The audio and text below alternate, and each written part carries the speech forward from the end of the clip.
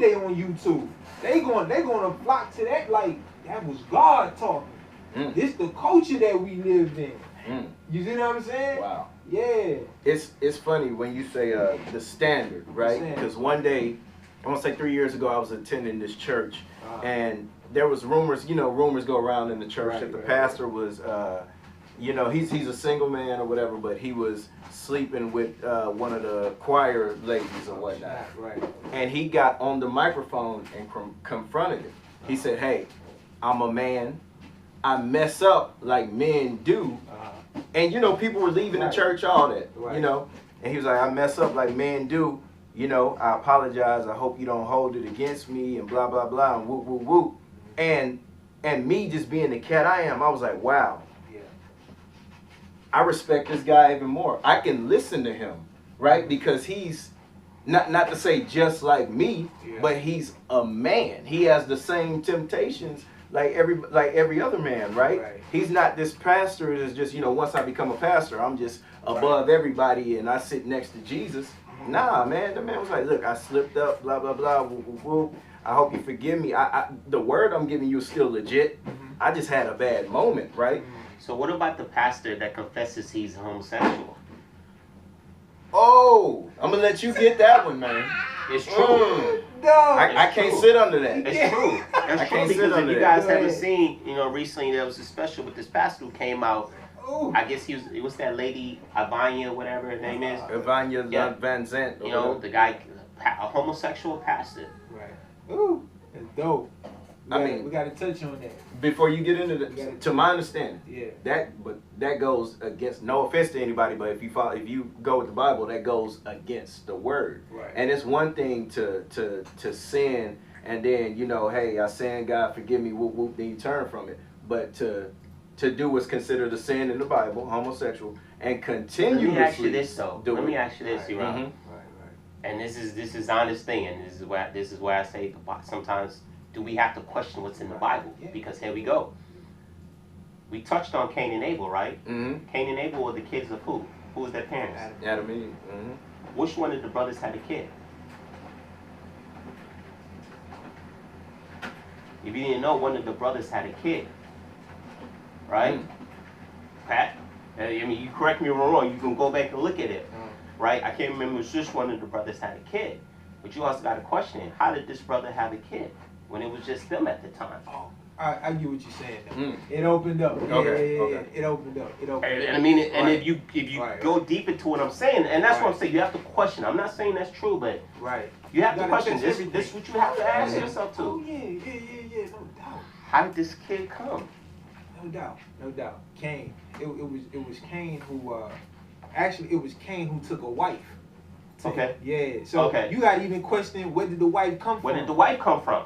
See what I'm saying? Did he marry his sister? You know what I'm saying? Now, this was something that I did look at. We'll touch on that, but Pat, but I want to hear about the homosexual thing. Okay. Now,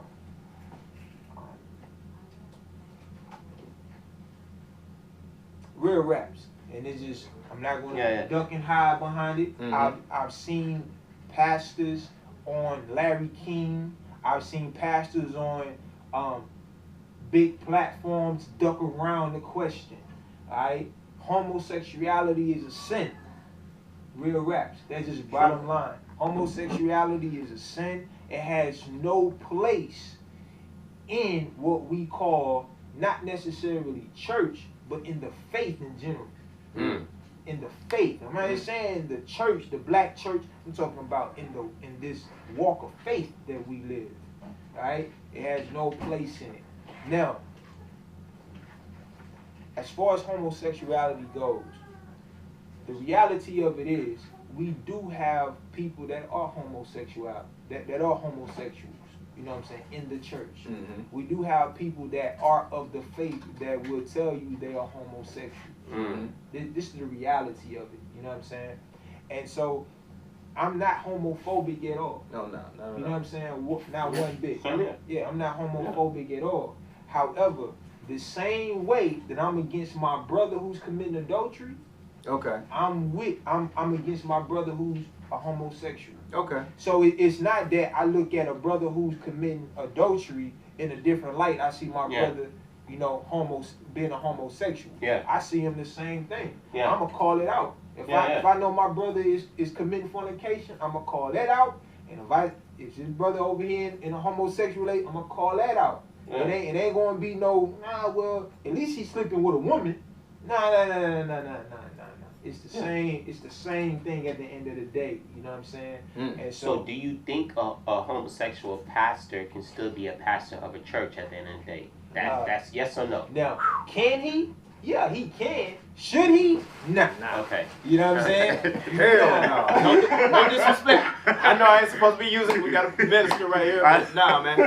Nah. Shout out to all my gay people. I love you. It's just, hey, man, whatever. And so, and go back to the story about that pastor who was sleeping with the sister and everything, right? All right, now check it out, man. Now, this is the question. Would he have continued to do it if he would never got caught? You see what I'm saying? Okay. See, this is why holding the standard is so important. Because it keeps you accountable, you know what I'm saying, in your situation. Because my whole thing with that, was he wrong for sleeping with her? He is a single man. I mean, but you suppose... I mean, if we keep it all the way funky, and I've sinned, maybe, you know, I've sinned before I got with you. Talk about it, yeah. You know, when you're not supposed to have sex when you're not married. Okay. I mean, you know. But see, that's why I say at the end of the day, guys, that's why I don't put no Christian titles or terms on me, because if that's the case, all of us is going to hell. I mean, granted, you two guys are married now, so let me just say that. But I mean, I had sex before. I'm not married, but I'm pretty sure. I did. Yeah, so, but that's why I be saying, like, I think when we I understand you preach in the Bible, but there's so much stuff that you say, like, man, if it's that serious, then nobody in this world is going to heaven. But then that goes back to what we was talking about earlier when they stoned Jesus and all that forgiveness, right? Right. God forgives you if you confess that and you turn from it, right? But Pat, when you continue to have sex before marriage, are you supposed to say, God, forgive me every time I have sex before marriage? Now, this is the question, Mike. This is the question. I mean, I'm just, come on, y'all are married, but I gotta speak for the single. We gotta keep it eternal with you right now, Mike. We gonna keep it eternal right now with you. Now, when you continue, like, okay, for example, all right, if the Bible is a book that you believe, when you read it, do you believe it, or is it kind of like it's just good stories? Some things I believe, yes. Okay, now check it out. Now, we're gonna take a brother who truly believes the Bible, who every word he believes like is gold to him. So say this brother is in a relationship that he's not married and he's having sex, right? And so he come across that scripture that says fornicators will not inherit the kingdom of heaven. If he's not in one, or if he is in one? He is in a relationship. Okay. He's in a relationship and he's having sex. Okay. And he reads the script and he understands, like, dang, B, I'm not married, but I'm having sex. All right. Will this brother say, man, I want to please God, so either I have to stop having sex or I'm going to get married? You see what I'm saying? Yeah. See, you got a choice. What if he eventually plans on getting married, but he's still having sex? Yo, check it out. Check it out, Rob. That goes back to what we was talking about earlier about getting smacked. You know, turning the other cheek and all that stuff, right? Yeah. So if a dude smacked me on one cheek and I forgive him, and he hit me on the other cheek and I forgive him, then he punched me dead in my face and he say, man, I didn't mean to do that, and he keep doing it. Oh, and it's like, hold on, wait a minute. Are you truly are you truly sorry for what you're doing? You know what I'm saying? If you truly sorry for what you're doing, I think you would stop. Oh, that was lies. Like you would stop if you truly sorry for what you're doing. So now you guys see why I was saying, like, man, I'll be trying to be honest with myself and my spirituality, man. But this is real though. Hey, Mike. Nah, this is real. Yeah. And now, I'm gonna put myself on the cross right now. All right. You looking at a young man who had sex too many times in my life. Okay. Right? This was the turning point for me, Mike. I'm going to tell y'all this. Yeah. Even in Christ, now I'm going to tell y'all this. Even like 19 years old is when God called me. That's when I started walking with Christ. At 19, bro. 19 years old. Yeah. I'm 32 now. You feel me? But in my early stages of this walk, bro, I was still sinning sexually. Yeah. Sexually, fam. Yeah, no. I was still sinning sexually, yo.